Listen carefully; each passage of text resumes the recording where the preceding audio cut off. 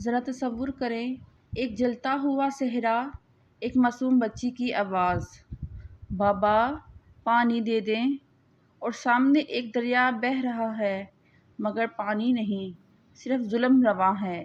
یہ کربلا ہے جہاں دریا بہہ تو رہا تھا مگر نواسۂ رسول صلی اللہ علیہ وآلہ وسلم کے لیے بند تھا۔ یہ کہانی ہے اس پیاس کی جو صرف جسم کی نہیں تھی بلکہ صبر، وفا اور قربانی کی ایسی پیاس تھی جس نے رہتی دنیا تک حق اور باطل کے درمیان لکیر کھینچ دی۔ امام حسین نواسۂ رسول صلی اللہ علیہ وآلہ وسلم جب مدینے سے نکلے تو مقصد حکومت نہیں تھی بلکہ ظالم یزید کے سامنے حق کا پرچم بلند کرنا تھا۔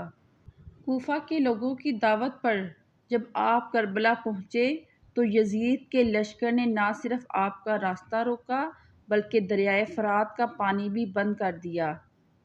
جی ہاں، وہ پانی جو درختوں، جانوروں، دشمنوں سب کو میسر تھا مگر حسین اور ان کے بچوں کے لیے حرام قرار دیا گیا۔ 3 دن بغیر پانی کے سکینہ، علی اصغر، بی بی زینب سب پیاس سے تڑپ رہے تھے۔ خیموں میں آہیں تھیں، آنکھوں میں نمی اور لب خشک۔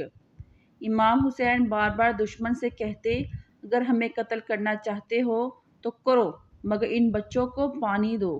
مگر ظلم اس حد تک بڑھ چکا تھا کہ دشمن انسانیت بھول چکے تھے۔ جب پیاس حد سے بڑھ گئی تو امام نے اپنے وفادار بھائی عباس کو فرمایا، بھائی بچوں کے لیے پانی لے آؤ۔ حضرت عباس تلوار لے کر نکلے اور فرات تک پہنچے۔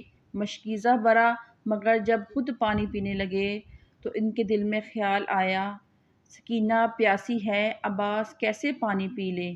جب واپسی کا سفر کیا تو ظالموں نے حملہ کیا، دونوں بازو کاٹ دیے، مشکیزہ چھین لیا اور وفاداری کا ایسا باب رقم ہوا جو قیامت تک پڑھا جائے گا۔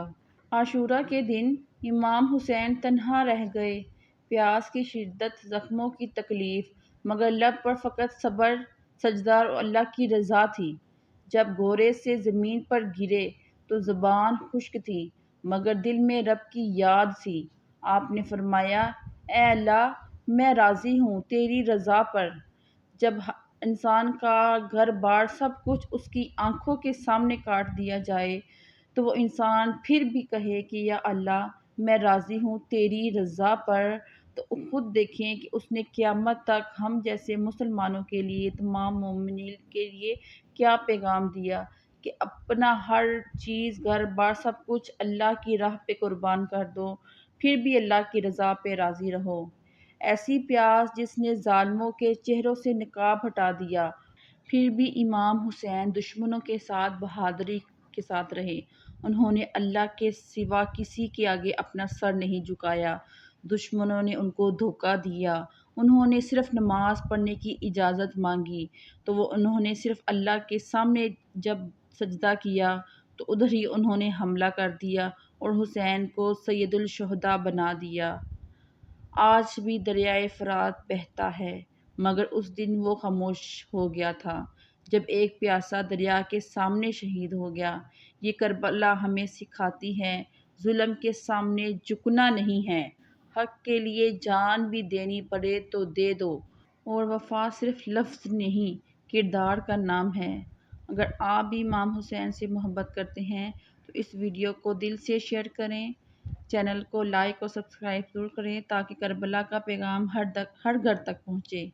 لبیک یا حسین۔ السلام علیکم ورحمۃ اللہ وبرکاتہ۔